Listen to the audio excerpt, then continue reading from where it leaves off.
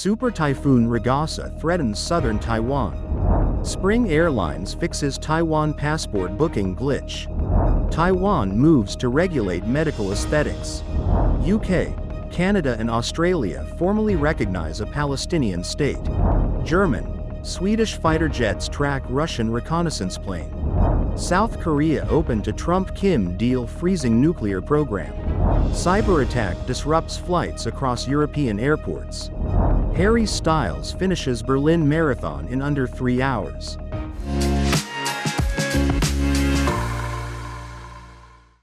Hello, I'm Jasmine. Thank you for joining us on FUNDAY News. It is Tuesday, September 23rd, International Day of Sign Languages, and here are your top stories.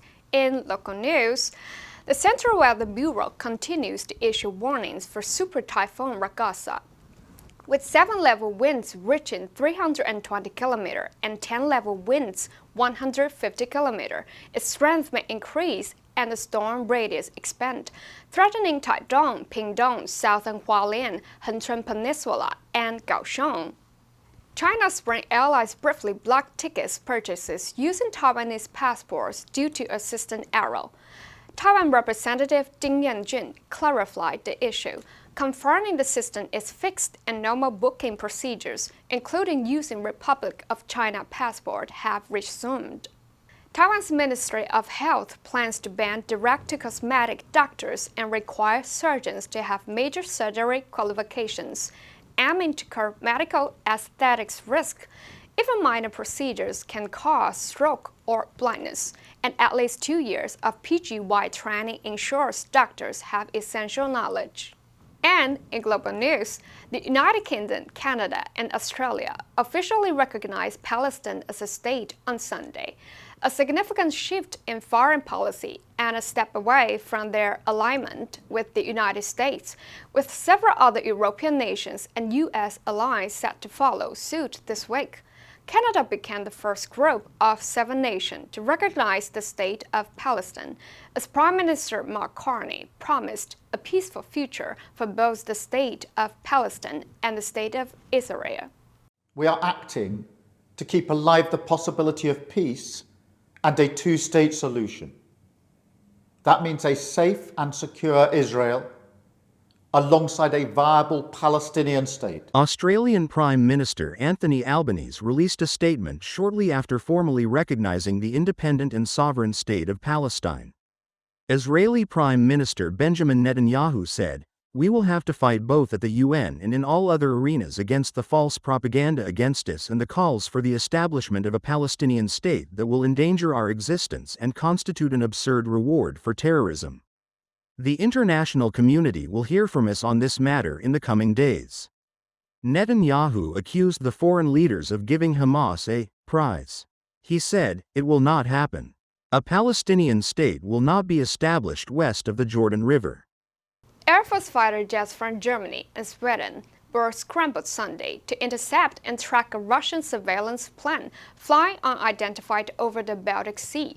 2 Swedish Gripen jets and 2 German Eurofighter jets deployed in international airspace to monitor and photograph the Russian Il-20 Reconnaissance aircraft, which had been flying without providing a flight path or radio contact to signal its presence. The monitoring, which ended without incident, came as NATO and European Union member countries remained on heightened alert for Russian military and reconnaissance activities in and around their airspace. On Friday, the Estonian Foreign Ministry said 3 Russian fighter aircraft entered Estonia's airspace without permission and remained for 12 minutes. This occurred just over a week after NATO planes downed Russian drones over Poland, heightening fears that the war in Ukraine could spill over. The German Luftwaffe said its jets initially followed the Russian plane before handing off monitoring duties to fighters from NATO ally Sweden, then returned to Rostock-Lage airfield in northern Germany.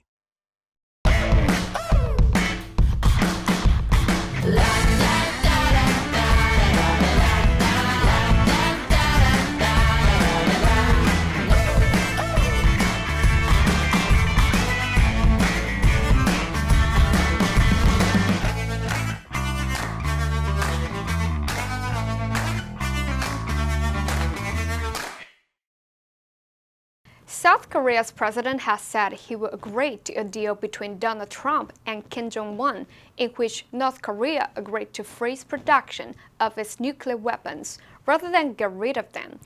Lee Jong-il said North Korea was producing an additional 15 to 20 nuclear weapons a year, and that a freeze would be a feasible, realistic alternative to denuclearization. For now, North Korea declared itself a nuclear power in 2022 and vowed never to relinquish its weapons. President Lee, who entered office in June, wants to establish peaceful relations with North Korea and reduce tensions, which flared under his predecessor Yoon Suk-yeol, who was impeached last year for trying to impose martial law.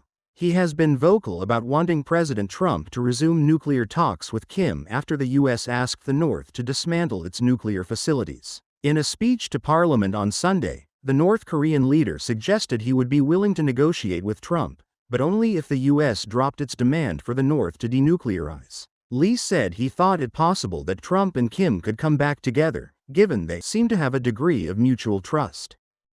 Fallout from a cyber attack disrupted check-in systems at several European airports.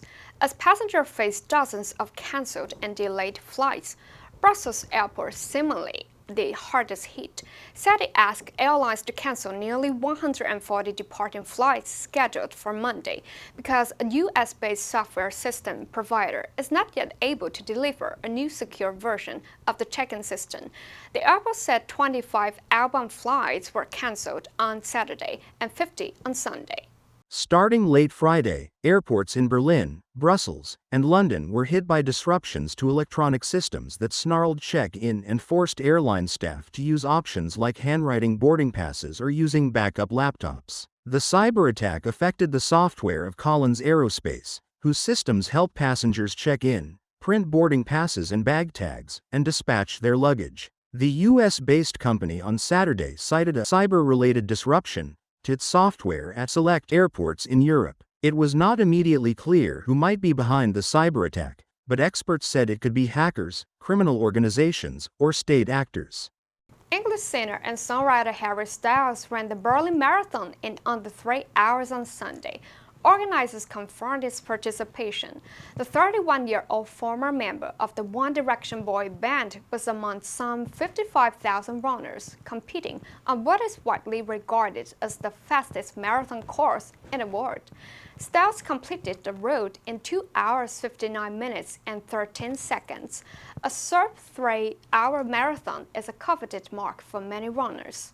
He beat his 3 hours, 24 minutes, 7 seconds finish at the 2025 Tokyo Marathon in March. Styles, reportedly using the pseudonym Stead Sarandis and wearing a headband and sunglasses, was photographed at the finish with Richard Whitehead, a two-time gold medalist in the 200 meters at the Paralympic Games. Whitehead, who is on a quest to run 20 marathons this year, posted the photo on Instagram. Styles' debut album, Harry Styles, topped the charts in the US, Britain, and several other countries, while his second album, Fine Line, 2019, included the Grammy-winning Watermelon Sugar.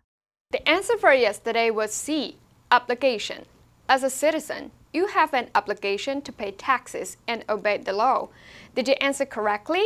Now let's delve into today's news. UK, Canada, and Australia formally recognize a Palestinian state. Number 1. Propaganda. 政治宣传. The government used propaganda to influence public opinion. Number 2. Constitute. 构成, 被视为. 12 months constitute a year. Number 3. Endanger. 危及. Pollution can endanger marine life. Next, we have a multiple choice question for everyone to practice. Which answer would you choose? You can write your answer in the comment section. The correct answer will be announced tomorrow. The first International Day of Sign Languages took place on September 23, 2018. The date was chosen because it is the same date the World Federation of the Deaf was launched in 1951. Every year, there's a different theme for the day. For example, the theme in 2018 was with sign language, everyone is included. In 2019, the theme was sign language rights for all. And that's all for today's FUNDAY news. Be sure to turn into FUNDAY news from Monday to Friday and click the link below to join FUNDAY for free. I'm Jasmine, your host. I'll see you next time.